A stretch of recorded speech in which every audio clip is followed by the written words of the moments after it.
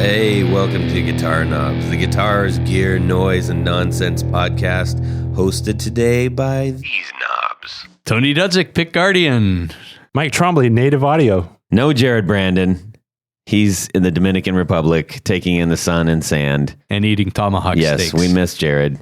Hey, this is Todd Novak. Happy that you are along with our ride of the Guitar Knobs podcast. Welcome, welcome, welcome. We got a super fun show for you, and we're glad to have Mike back in the studio. He enjoyed. He remembered how awesome it was to do this. Oh, and man, so it was like so much fun. I'll come in again, guys.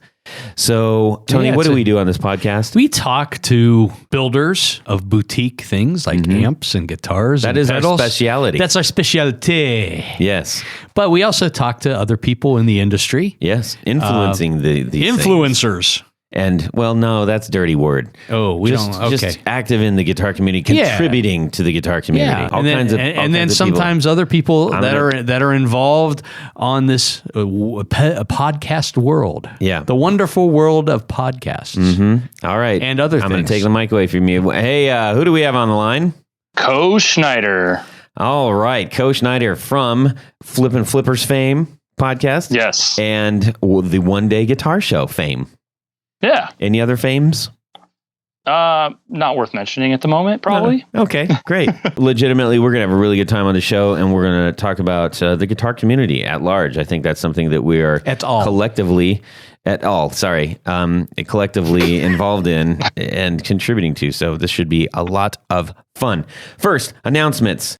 Okay, I just wanted to share a quick email from one of our listeners, John K5, also a patron. Thank you, John. Thank you for sending this in. And this is really, I would actually really appreciate if anybody has any insight or suggestions for John. Once we get through this, you'll know what I'm saying. Hey, Knobs, I just recently started listening to your podcasts, and I'm working my way through the shows. I found them entertaining and inspirational, and exactly what I needed to help motivate me to pursue my longtime dream of guitar building. That's pretty rad. That's cool. That's pretty cool. That is. You know, you read something like that and you're like, wow, we contribute to that, or at least to add some fuel to it. That's huge. He says, I've been a cabinet maker and furniture builder for 30 years in Pasadena, Texas. He says, I've been building guitars in my spare time for years, mostly for myself, but my wife of 27 years is running out of tolerance for more guitars to hang on a wall. So he said, okay, and this is why I'm calling on the community. So here's my problem. I'm a terrible guitar player. Aren't we all? Yeah. In fact, I tell people that I don't play because that's mostly true. I live completely outside the world of live music and have few relations with actual players or musicians. But I love guitars and love building them and would like to continue. As I stated earlier, your show has inspired me, but I don't know how to move forward with trying to sell my work. By the way, I just became a patron. Thank you, John. Awesome. Nice. So, thank you. People, okay, guys in the room and Coe, Mm-hmm. Any words of advice for this chap? Reverb. Oh, echo. Right. There's an echo here. That's actually a reverb, Tony. Yeah, reverb. I mean, you guys are looking at me. No, honestly, I think that is the best avenue. Yeah. I mean, in my experience dealing with people on reverb, generally they're more informed and more open to non-mainstream instruments. Right. Easy for you to say, Tony. So I would also suggest doing something on Craigslist and not just posting like one guitar saying it's for sale, but maybe say, because you'll be local to the area, and you could essentially just say, I'm a builder. I build custom guitars. Include a few photos of what you build. If you would like me to build you a custom guitar, or you want to see what I have, check me out. These are for sale. People rally around local. Right. And we want to celebrate makers. So there's two things right there. If reverb's great, but there's a really good chance that the guitar might not ever see the light of day unless someone's looking for something very specific that you may have put in for keywords. Well, I mean, from the sounds of it sounds like he has a lot of guitars to sell, right? So I think doing a store. Yeah. Well, I think even one of the doing what you're saying, the whole Craigslist thing, I think if he's able to kind of post different variations, like, whether it's like a Strat, Les Paul kind of style. Or just a Les Paul. Or just a Les Paul. But if he can address different players' needs, at least, initially if he throws that out on Craigslist, I think, he'll have a better chance of getting a bite versus just putting one style of guitar out. Absolutely. And there are definitely people that will bite you on Craigslist. Yeah, and there are people that don't like.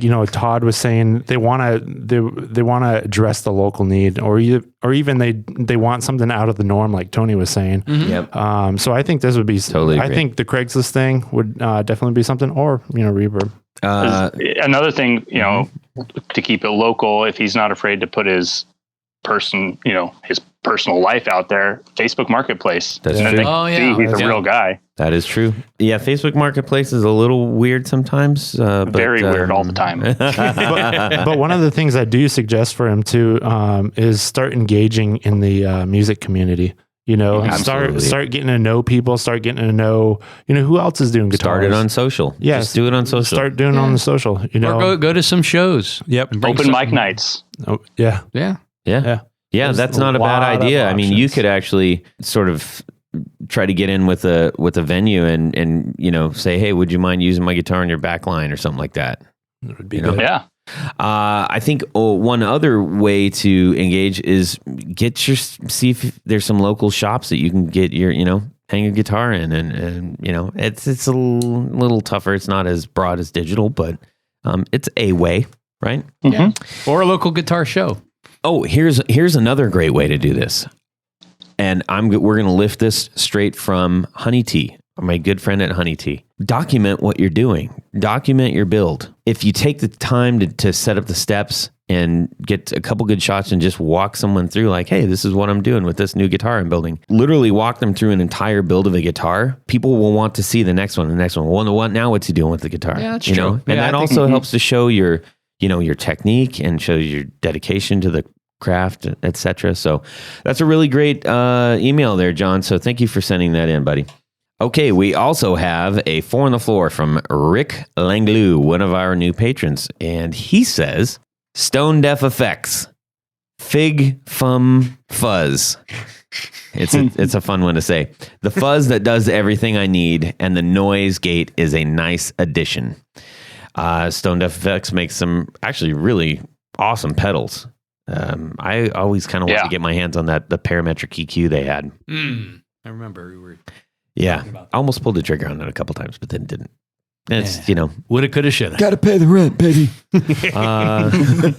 And then the 1981 Inventions DRV. Definitely my favorite take on the Rat circuit so far. It doesn't quite sound like a Rat, though it's even better. Yeah. The Big Ear Pedals, who also makes a really fine Rat. The woodcutter pedal, the woodcutter, famed woodcutter. Yes, he's pulling the Big Ear Pedals L, which is a nice lush reverb with a touch of modulation. It does a ton of different sounds for how simple it is. That's a good one. That is a righteously awesome company right there. Big Ear, Strymon Deco, great pedal. Oh, we tried that one. Yeah, man, that's a great pedal.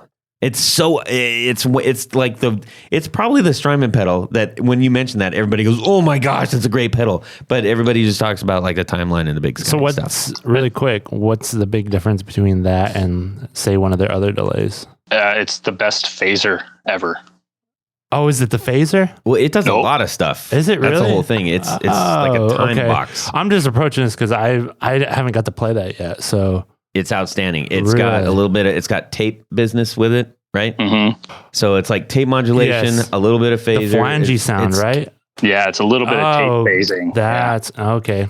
I think it almost, it's a good one. It's kind of like the vinyl kind of thing going on a little bit too. So Yeah, so he says, Strymon Deco, I use this one for a lot of different things. I think it's one of the most underrated Strymon pedals. Oh, we just said that. How about that?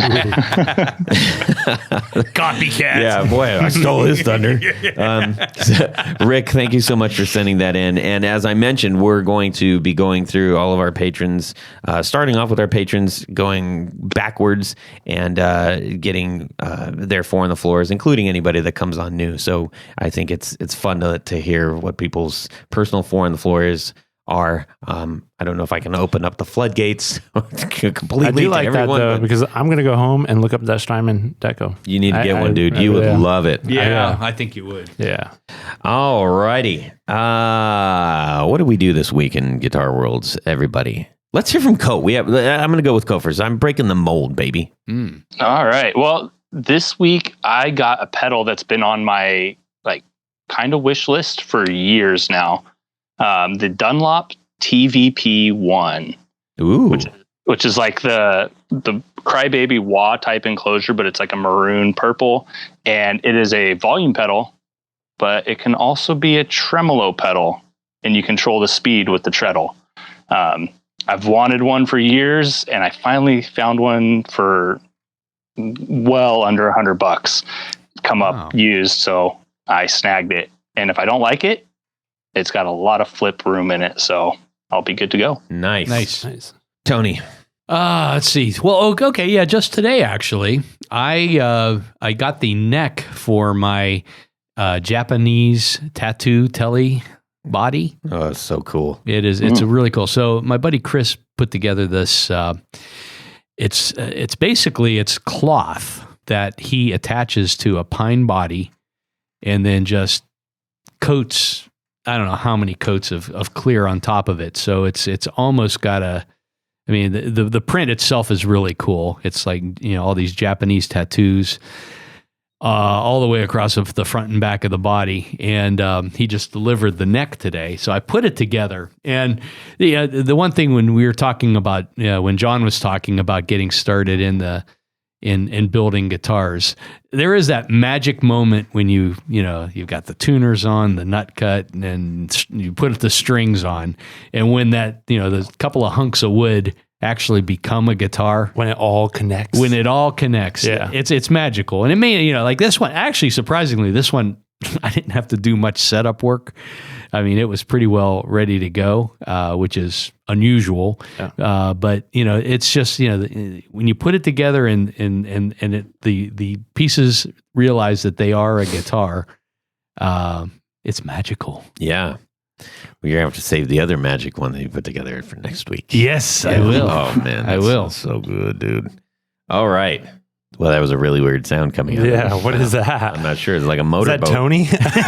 Tony motorboat over there? Yeah. Beans. All right, Mike, hit me. This week, I finally got to sit down and play with my Marshall DSL 20. It's an amp I got, I think last month. Last month I got it, and I ended up doing a trade with the owner over at in Troy, Ohio, over at Trojan City Music. I ended up trading a couple of pedals for the amp, and I finally got to sit down and play around with it. And it's actually my first Marshall ever. I don't know if you guys can believe that, but yeah. Hard to believe.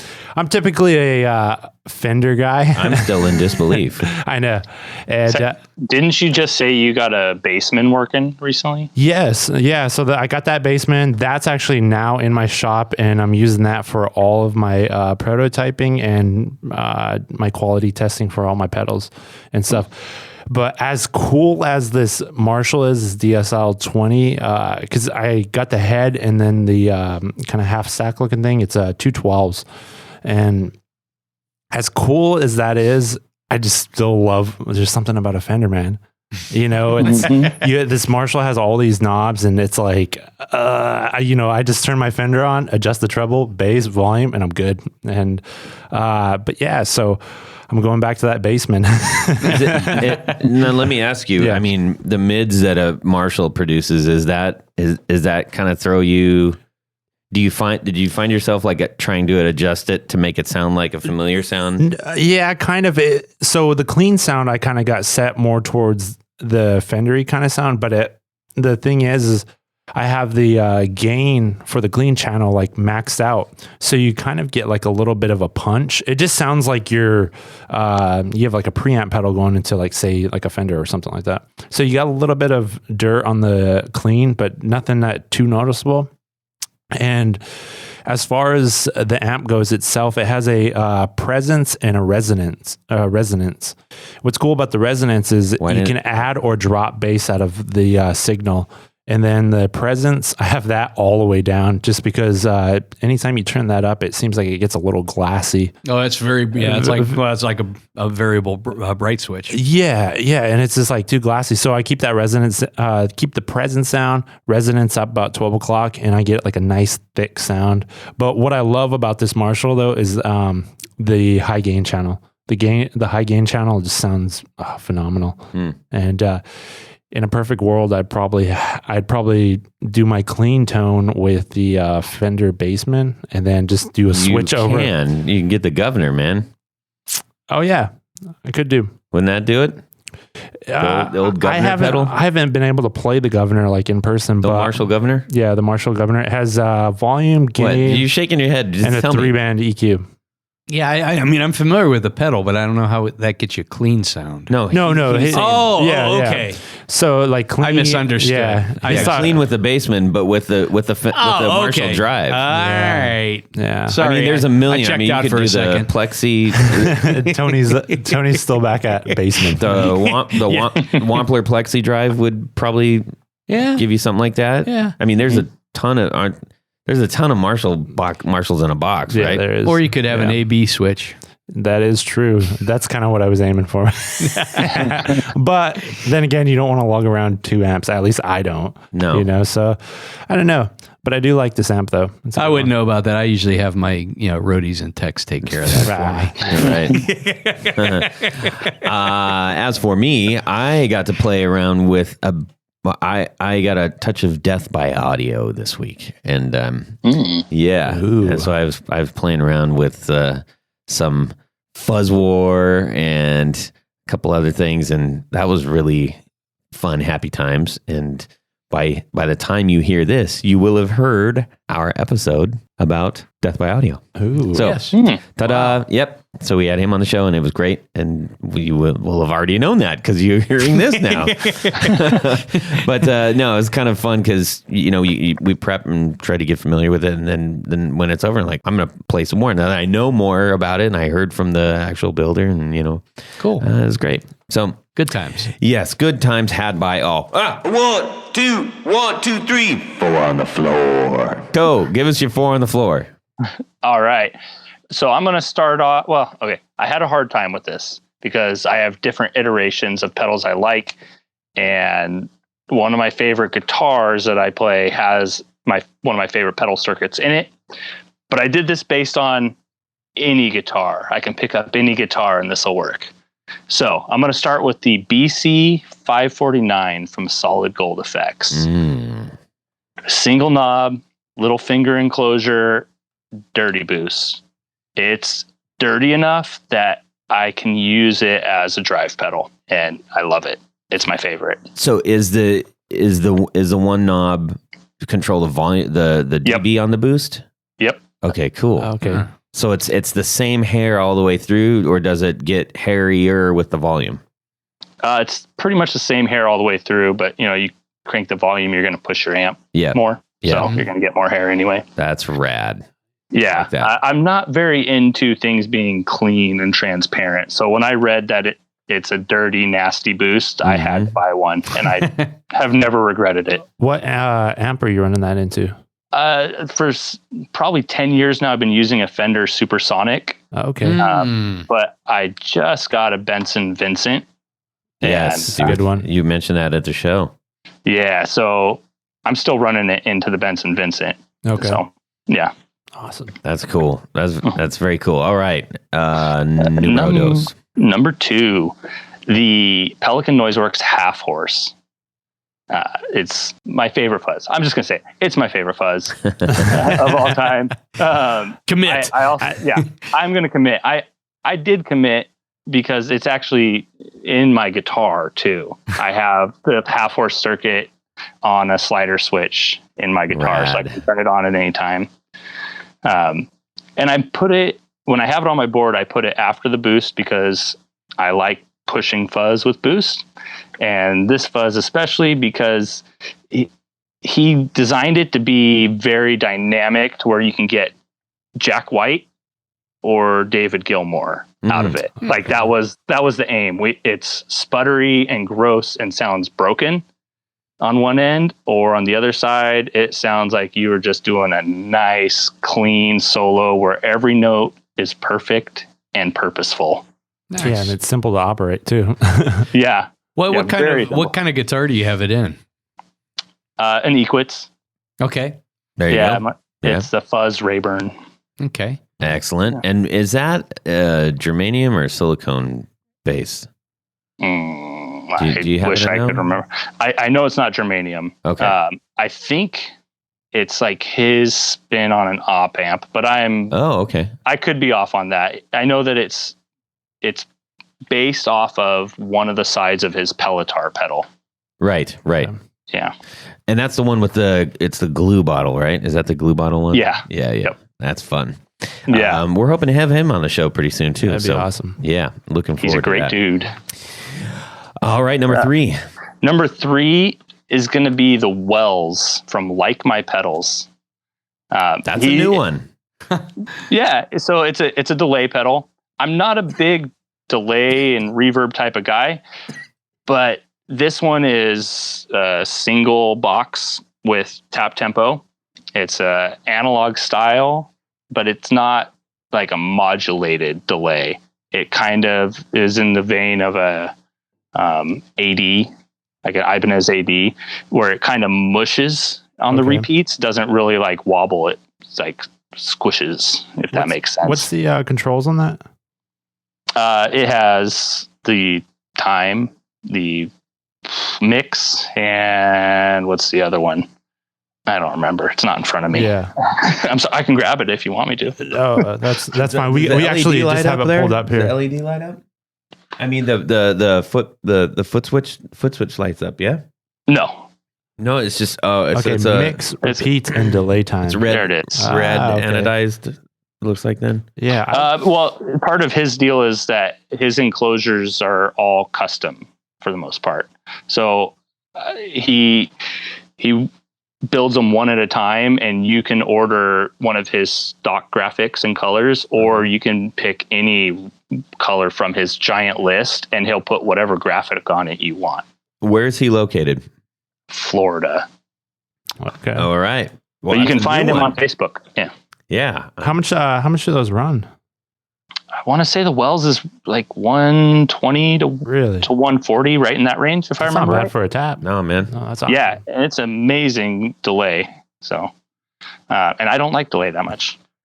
That's cool. Excellent. Yeah. And I'm going to end my chain out the way I try to every chance I get with the Retro Mechanical Labs Clean Overdriver. Clean Overdriver. Yeah. That's another new one. Dude, you gave me 2 new ones. Cool. I like this. Yeah. So the Clean Overdriver, there's 3 iterations out there. I have 2 of the iterations, and I prefer the first, which is it's in a single enclosure with a single stomp switch, 2 knobs. So it's a boost circuit and a drive circuit with a toggle switch to choose which one you're using. It has it kind of gets that top mid grind that you get from like a really big wattage amp. Mm-hmm. A lot of my favorite guitar players would play like Bassman 300s and stuff with guitar, mm-hmm. and it just adds a certain sparkle to that top mid range. And I find that pedal does that for me. That's awesome. Yeah. It's fun having unique pedals too. I know. I mean, like, let's be honest. Yeah, it's right? definitely outside the box a little bit, you know? Yeah, that's definitely outside it's the box. giving me more research material. Yeah. Yeah. So yeah, those are my ones. Well, excellent. That's a great selection. Yeah, that's a fun one for sure. All right, Coe, we are going to get into talking about you right now. This is, again, Coe Schneider, who is one half of the Flippin Flippers. And I'm not sure how many people are involved in the One Day Guitar Show, but we're going to get into that. Coe, we hooked up with you at NAMM, and we had quite a few really great conversations, and I really appreciated I appreciated those because it's kind of hard to have those when you're there, to be honest. Yeah. And sometimes it can also be a little weird in the podcast world. It's just we're busy doing our own things and listening to our own things over and over because we're editing them, and so we don't have as much exposure to everybody else's work often. So it was really great to be able to get to know you a little bit, and so we definitely are happy that you're on the show. Me too. And we're also missing your partner out in New York, but we can take one call right now, so that's why we're doing that. That's why he's not out. It's not a selective choice. Like no. We miss you, Paul. Yeah. Sorry about that, buddy. So anyways, before we get into the One Day Guitar Show and Flippin Flippers, I just kind of want to understand, how you personally got into guitar and what was the catalyst that made you say, I need to get way more into my community? Okay. So I could take it all the way back to the first time I wanted to kind of do music. I saw like a behind the scenes documentary of a Garth Brooks tour, and he was explaining how he would go out into the stadium before a show and pick a seat way in the back and brainstorm ideas on how to make that person in that seat feel special in the show. That's cool. And it really inspired me to like, whoa, these people are more than just on stage. They think about what they're doing and are trying to make it special for other people and like impact lives. And so that's kind of what got me started on the path. And I was lucky enough to have an uncle that was a drummer, and he kind of took me along to show me how to play with other people. Eventually his guitar player broke his arm, so their bass player took over for the guitar player, and they asked me, do you want to play bass?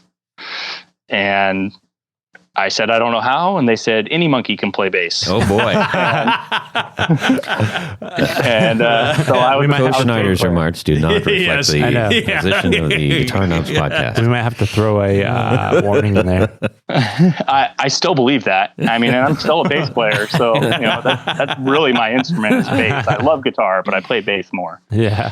So that's kind of where it started. I was in a couple different punk bands in high school and college.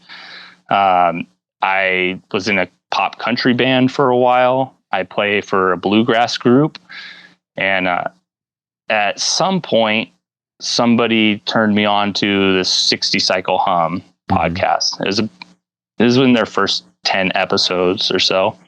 And turned out I knew them because I'd played shows with them because they're local to me. Mm-hmm.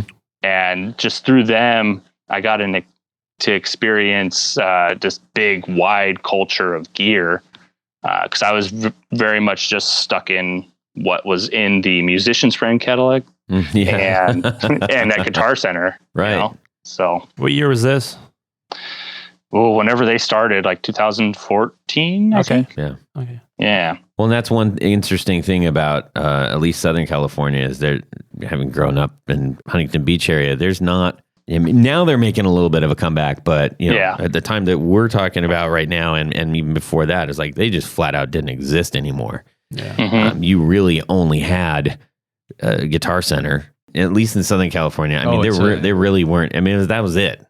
That was really it. Just Guitar Center? Pretty much, yeah. Wow. There was a couple rando guitar shops, but they were more music shops. They weren't necessarily guitar shops. Yeah. So it's kind of tough.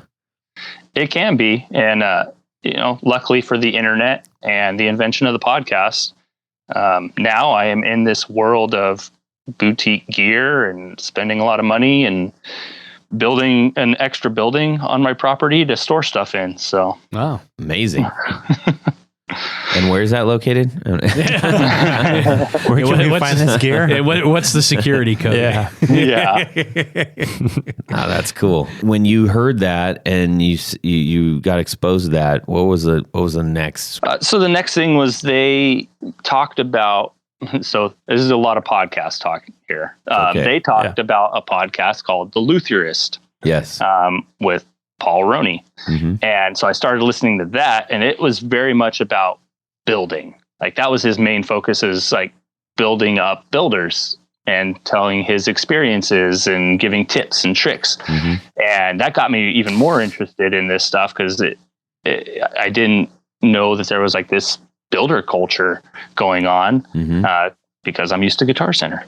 And I went to NAMM because I had friends that worked at Taylor, so I would go to NAMM from time to time, and I heard Paul was going to be there. So I went and introduced myself, and I played one of his guitars, and it changed my life.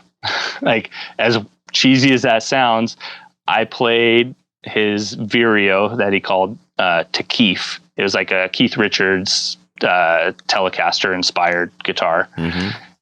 And it felt like it was part of me while I was playing it. Some of them just do that, man. Yeah. And at that point, I was like, I got to get one of these guitars. I need him to build me a guitar. And so I eventually got on his order list and went through the process, got a guitar. When I went to pick up the guitar, it was during Cowerfest at Doug Cower's shop, and I won a guitar in their raffle there as well. And so I went home with two custom guitars. What model did you win? A Titan. Jeez. Yeah. Nice. And so I went home with this amazing guitar I custom ordered, this guitar I won, just in awe of the craftsmanship and how great these things were, and their generosity to give me one at an open house, and decided I need to figure out a way to give back to this community. Mm-hmm. And it so happened that around that same time, because I was posting lots of pictures of my Roni, people started like messaging me and asking what the process was like of ordering a custom guitar. And that's kind of like what pushed the one-day events into existence. Because I figured, well, more people just need to experience this and find out it's not scary to order a custom guitar. Or even what custom guitars are like, because the overwhelming majority of people, like you just mentioned, you go into a Guitar Center, there's five brands of guitars maybe, and that's it. And so it is a tricky thing, because money's hard to come by, especially musicians notoriously don't have money. And so the idea of saying, I have enough to buy myself a guitar. Do I go with something that I know at bare minimum, if I don't like it anymore, I can sell it and get my money out of it? Or am I even going to like it? Or even, hey, this crosses your mind, especially when you're younger, is like, I don't want it to be lame. I want people to know I've got a good guitar, especially if you're just getting out playing. That's a factor. I mean, it's almost the complete opposite now, but, those are things to consider, especially when you're not as familiar. So it's important to get out, get to shows and stuff, get the guitar shows, local guitar shows, and then obviously what you're doing. So that's a great segue into telling us about the One Day Guitar Show. So the one day guitar show is like a pop-up boutique event, kind of like they have in the fashion and jewelry world. Show up in a city and set up I do it like a demo room for a day. And We didn't initially charge an entry fee, but we do now, just to kind of relieve some of the costs on builders, because I'm really trying to help them. And people can come in and they can play, $3,600 guitars that they've only seen on Instagram. They can play with pedals in person rather than just hearing a demo on YouTube. And, Instagram and YouTube and all that stuff is great. I even like Guitar Center. I still go there regularly, but I'm trying to just bring a different experience. It has a need. It's got a place. Yeah. I'm just trying to bring something different to the table for people that are curious about it, but are scared. Right. And I still believe that people will be sold on the experience of playing these instruments. Probably not as many people as I thought, but people still dig it. What were some of the early hurdles that you had, or even that you still have? Money. In all honesty, like the money aspect of it is the hardest thing. There's insurance involved, travel costs. Usually have to rent a space when I go to a different town. How big are these spaces that you're renting? Like how many builders and stuff can you fit in there? So I've done a few different sizes. In San Diego, I've rented a couple different practice spaces sometimes. Okay. The biggest one I did was probably in Salt Lake City. We were actually in a retail store called Performance Audio. They kind of opened up their showroom to us to use however we wanted. Yeah. I did an art gallery show type thing. It was an art gallery based on the art of building a guitar, focused on Northern California builders. But it was a no touching exhibit. So one of the builders invited me to do the hands-on exhibit as a one-day event. That's cool. So, yeah. That's pretty killer. But I've also been in a 10x10 practice studio in Podunk Town. Right. Yeah. And that was tight. So it's varied a lot. Yeah. Yeah. That's awesome. So our studio, basically. Yeah. No, for real, it's not far off from that. So, how are you going about the selection process for these? Are they themed? Tell us a little bit about that.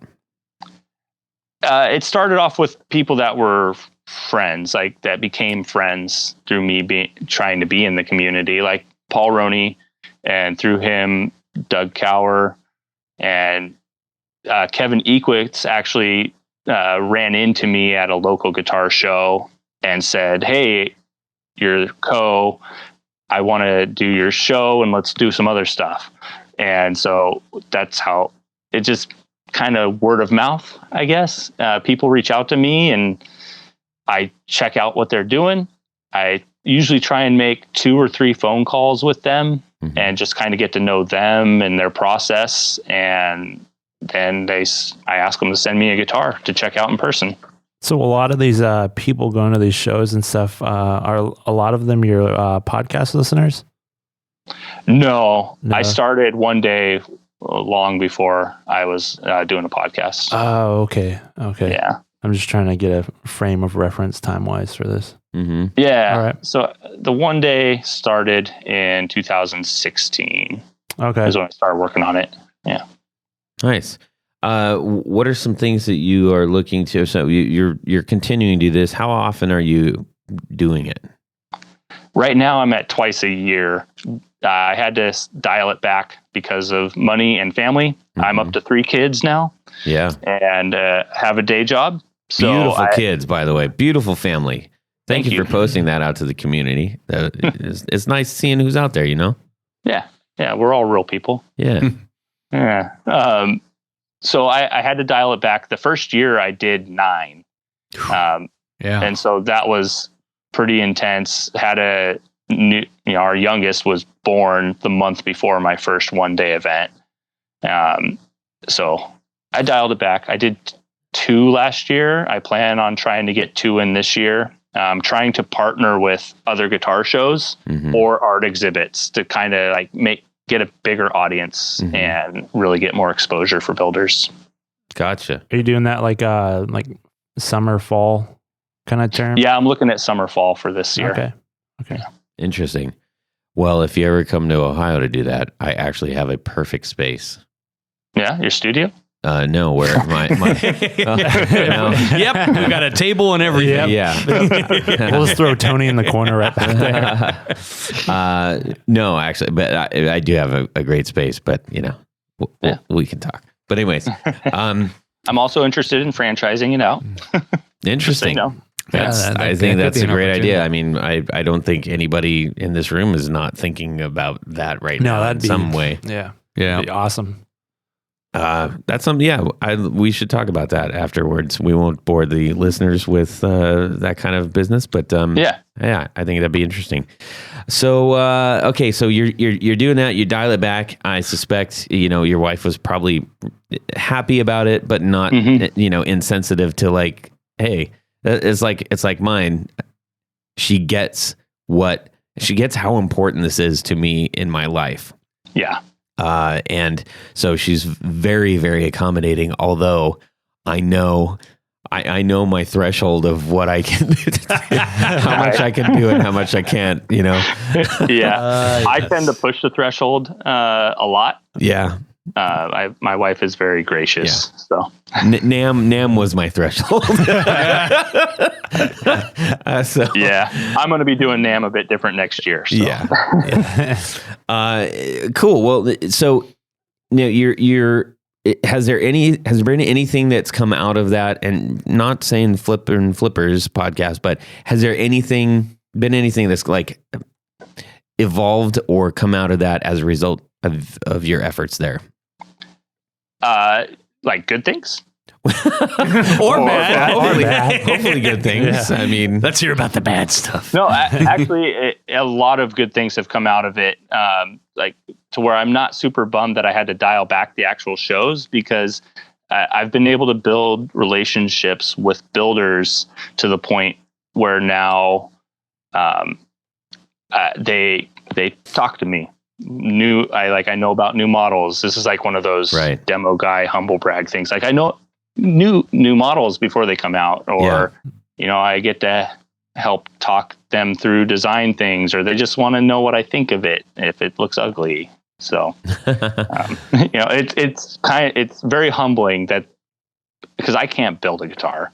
Right. Like I'm skilled with my hands in my day job, but it has nothing to do with building stuff. Uh-huh. So I'm always in awe that these guys that can build a guitar from scratch want to know my opinion about anything. Are you a Taekwondo instructor or something? Or I'm an electrician. I'm lethal with my hands. No, literally, I can kill you if I do this wrong. Leave me alone. Yeah. I think I got very lucky with my name being very unique and my close proximity to 60 Cycle Hum. Like in their early days, they would just let me pop over and be on episodes whenever I wanted to, kind of. So I got fortunate to where I'm out there. That's awesome. Nice. Very cool. So that takes you into being out there in a different way, in a non-personal way, in a non-physical way, via the Flippin Flippers podcast. So tell us a little bit about how you got into that. So Paul and I were in a lot of this. So now Paul Pennington, not Paul Roney. We were in a lot of the same Facebook groups, and I think the first thing that happened, he adopted some kids. And I think the first interaction we had was I reached out to him and just like told him how touching the story was, because he's very open about the whole process, and just like encouragement. I was trying to encourage him, like, this is a really cool thing you're doing. I think you're doing a great thing in the world. And, that kind of started a conversation with us. And then it's like, well, we know each other about guitar stuff. So we started talking guitar, not just about family. And he started a podcast with another guy, and that guy had to stop being a part of it because of stuff in his life and family and just other needs that he needed to take care of. And Paul asked me, he said, hey, we talk on the phone almost once a week anyway. Why don't we just record it? and you can be the new host on the Flippin Flippers with me. Awesome. And I said, okay. Very cool. Now, for those of our listeners who are not familiar with Flippin Flippers, could you tell us a little bit about what the show is based on? The Flippin Flippers is your coast to coast guitar podcast. That's my little tagline I say every episode. And so our thing is that we're dads and we like guitar stuff. We both have regular jobs. We also try and work in the guitar community, and we just talk about things we like, really. We're both very excitable. We like a lot of gear, and we talk about it. We have a few different bits that we do, kind of like you guys. You have your segments and your regular things. We have our regular things that we do, and we talk about our family. We talk about our guitars. And we talk about work a little bit. We try not to talk about work too much, but yeah, that's cool. It's awesome. I will say one of the cool things about you guys' podcast is it seems like you and Paul have a pretty good dynamic to together, because sometimes just having two people, it's hard to fill that dead space between and but it's nice to have two people that can really kind of go back and forth with each other. So I really do dig the podcast. Thanks. Yeah, my usual default is to let Paul talk. Let Paul do his thing and then you chime in. Yeah. Be the color man. They always win. Right? Yeah. I didn't take that road. I echo that. I think that one of the most difficult things to do is even when we're interviewing some people, it is really tough when you're not interfacing with somebody right in front of you. Mm-hmm. It is difficult to understand, like, okay, where did that last question go? Did that touch on something that I can't see that you maybe don't want to talk about? Did you get really excited when I brought that up? You can't see the other person's facial expression, so you can't see where they're going. Yeah. Mm-hmm. So, so that can kind of be but if you find somebody that's, you're able to, do this without being able to see, that's phenomenal. Right. Yeah. I mean, our friendship was based on phone calls and text messages to start with. And then the first time we actually met in person was at NAMM last year. I found it difficult to talk to him looking at him. Did you have to turn around? Well, I found it easier to look at something else or sit next to him, or that would have been a really funny bit. They're like, to do. Paul, I can't look at your face. Let me call you really quick. We did this by phone. You stand over there behind that pillar, and we'll just talk. That's really interesting, man. I gotta say, there are some people that I've run into that I've had conversations that I've had like ongoing. You kind of build relationships with them, some of the people that you get to know in the community. And sometimes it is strange and difficult because you're like, oh, I don't know if we were okay doing this, but but here you are.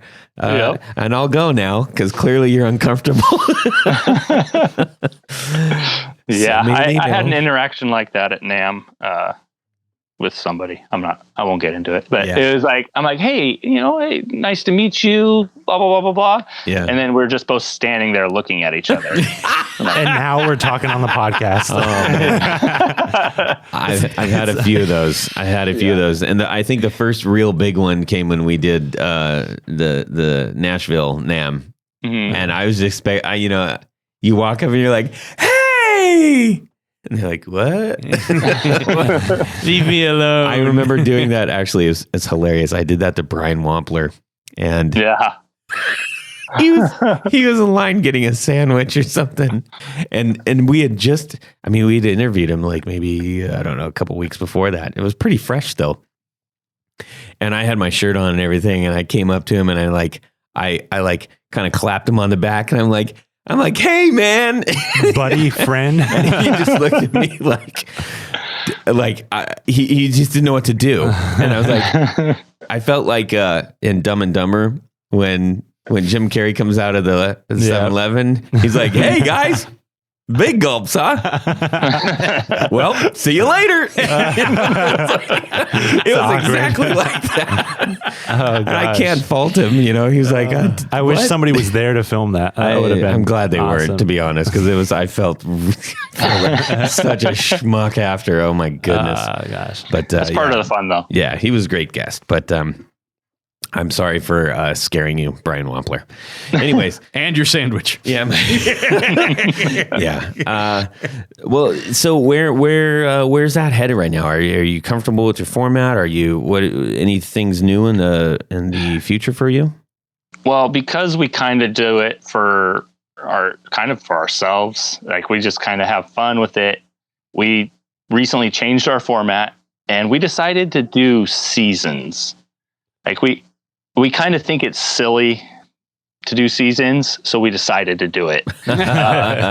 So go against the grain. Yeah, for one episode, we had a guest host instead of me, and we announced it as season 3, big changes, and so we had a new co-host.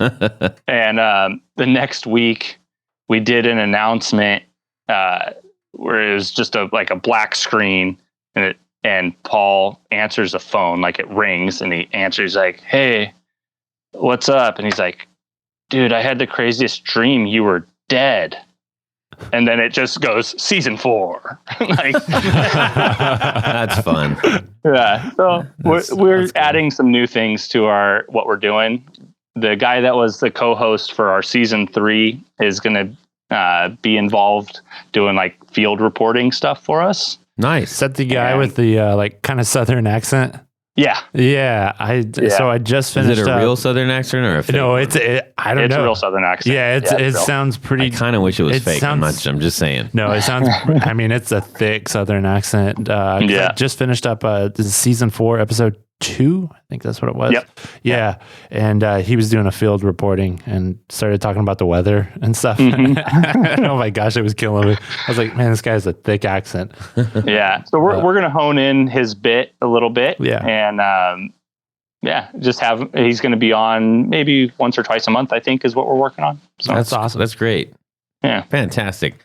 Well, dude, we're glad you're out there in the community and trying to make it better. And not that you're like saying, I'm trying to make it better, but that you're in effect, by just your passion for it, are making it better. And I know that every little thing that we're all doing is contributing to that. And I know you're contributing a lot of little things. So, and some big ones too. So the rising tide, a metaphor, right? Absolutely. Absolutely.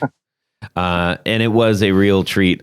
We might have referenced this before, but it was, I think it was one of my highlights. And then when I think almost all the podcasts, except for the guitar nerds, who I did see Jay skate by really quick, and I was like, Jay, and then he was gone.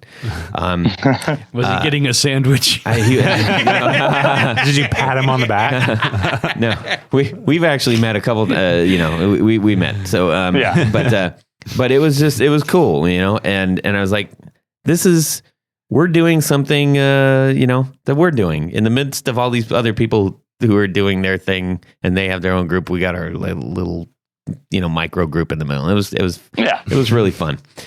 Anyhow, woo-wee. Cue the Southern accent guy. All right. Dougie Keene. We are going to get into a nice big slab of, you got to do Would You Rather. No. Would you rather? Oh, there you go. Oh, yeah, he's going to be really protective of that. Yes. I think we have to do something completely different, like, Would you rather? Oh, like a news segment? Would you rather? I had your back, Tony. I had it. I liked it. Would you rather? Would you rather? Oh my. I don't know where that came from. Shauna takes over the pot. I am into the gold glitter. I'm just saying. Yeah. Okay, let's do this here, fellas. We've got a Would You Rather from, I'm going to pull this up here, my handy dandy puller upper thing. All right, Mike, you're going to do this. Okay, so we have one from Oliver Gonzalez. And he's one of our patrons. Yes. Okay. And we also saw him at the NAMM show. Yeah, that was really fantastic because he lives across the whole world. Yes, on an island off the coast, a Spanish island off the coast of Africa. Okay. Yes. Wow. So we have our patron, Oliver, and he says, would you rather...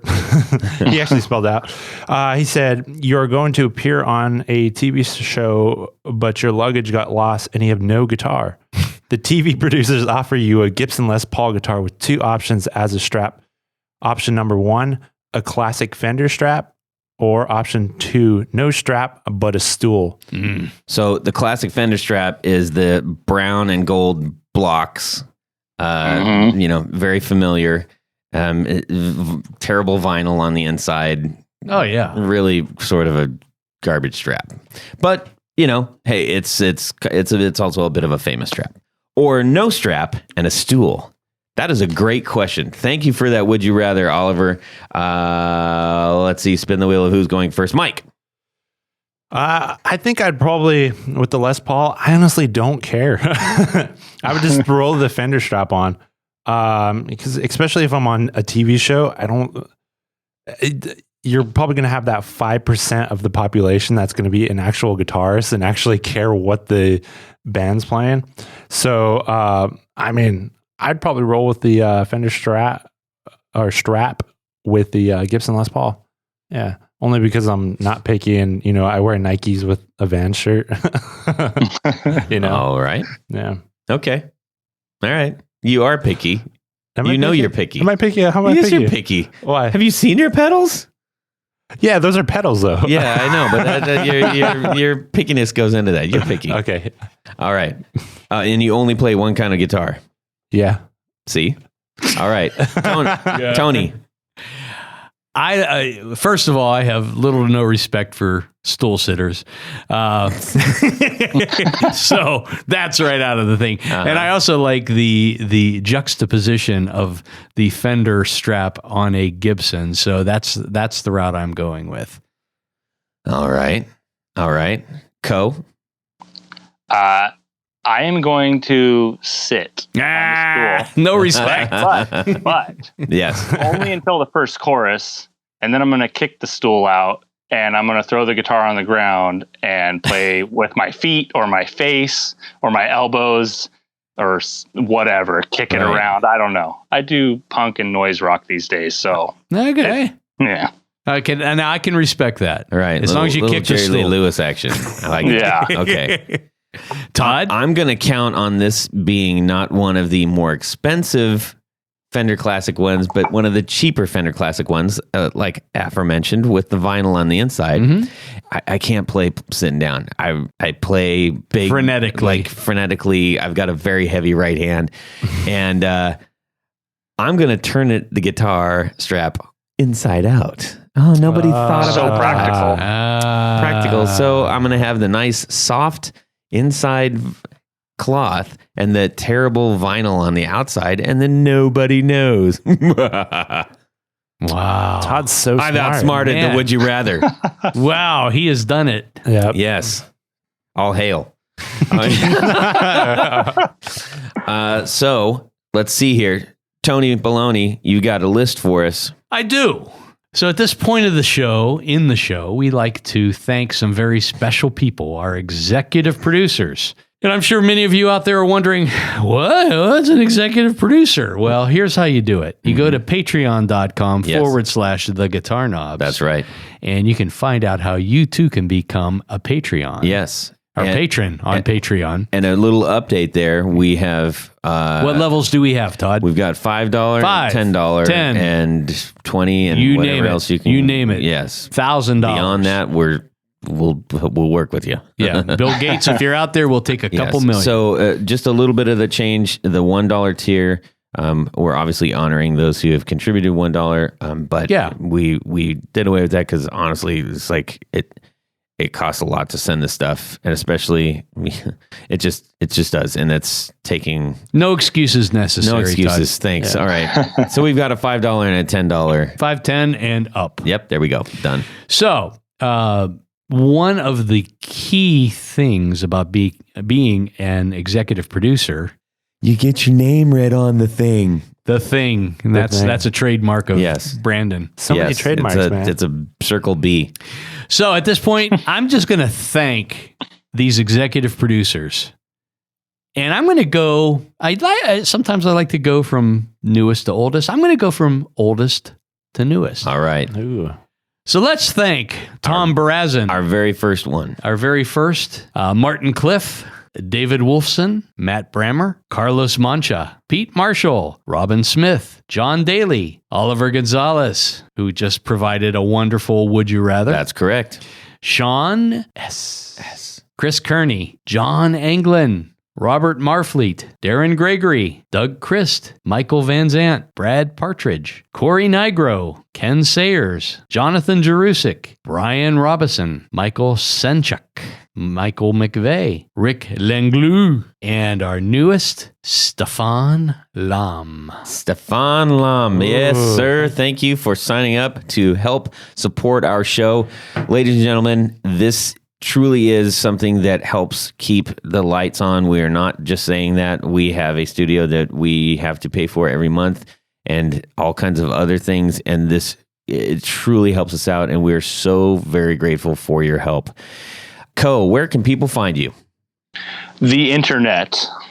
At Coe Schneider on Instagram, at One Day Guitar Show, at Flippin Flippers. We also have the Facebook groups for all those things also. So yeah, I feel your pain, man. That's a lot of social to keep track of. And there's a website. Yes. So excellent. coesch.com. All the things. All right. That's great. Mike Trombley. Head over to nativeaudio.us and sign up for that newsletter. I got some new stuff coming out, and if you sign up for that, you'll possibly get discounts or get pedals early. And head over to Instagram at nativeaudio. There you'll see me just posting a whole bunch of random pedal stuff. And, shoot a message, say hi. I had a couple other people from that listened to my episode that came out last week. And, they said they loved the episode and stuff. And it's just, it's encouraging to hear a lot of the support. So thank you guys for that. Tony? People can find me living in a van down by the river. Right. But no, go to pickguardian.com. And that's probably the best way to get a hold of me. But you can also check out some projects I've been doing. I'm going to be posting some new photos of, we talked earlier about the Japanese tattoo telly. So we're going to be popping some pictures up there. It's at Pick Guardian and the number 1. Awesome. And if you are missing Jared as much as we are right now, you can get a hold of him at Jared at Brandon Wound. Wait, Jared's not here? Jared's not here the whole time. What? You didn't know that? Jared at BrandonWoundPickups.com. You can find him on Instagram as well, and he does a seriously really fine job. Totally, I will testify. Yes, I got him in my guitars. Tony's got him in his. They're really good pickups. He does actually really good T-tops. Yeah, PAFs. I like to call them PAFs because his P90s are out of control. That's for sure. Yeah. You can send me something directly on Instagram. You do a DM at our Instagram handle, Guitar Knobs. Also, shoot me an email, Todd at theguitarknobs.com. We love to hear what you have to say. Share with us your Would You Rather. We will read them on the air. It'll be a great barrel of fun. So, Coe Schneider, thank you so much for joining us on the show. It was a lot of fun talking with you. I'm sure we'll talk with you in the future. Everybody, please go give the Flippin Flippers a listen. And check out where you can get in touch with the One Day Guitar Show coming up in the future. Mike, thank you for joining us tonight. Thank you for allowing me to step in. It was great. We love having you here. I love being here. And everybody have a great guitar week. And before we do that, why don't you subscribe to our little show? Waka, waka, waka, waka. Subscribe! Yeah! Tony, don't open your sack of really crap jokes either. Oh, all right, ready? Here we go. Saving them. Right, no gear. What if your mom swears like a sailor? If you hear me do this, that's just a cue from my timeline. Then you can wear the t-shirt that says I got the clap from the guitar. I just made that up. That would be amazing. Oh, I love it. You get your name right on the thing. Get your name read on the Patreon. You get your name read on the podcast. I got a monster tall boy right now. I literally just got back from getting an EKG too. Coe's like, get me off of this. Oh my gosh. What did I sign up for? These idiots. Very good. Well, see you later. Well, that's it for these knobs. Please visit our Patreon page at patreon.com/theguitarknobs. Visit our website at theguitarknobs.com for all of our past episodes, 4 on the Floor blog, and other good stuff. You can connect with us on social too at our Facebook page and share your gear and stories on our Facebook group. Also, be sure to check out our Instagram at Guitar Knobs. Catch you next time.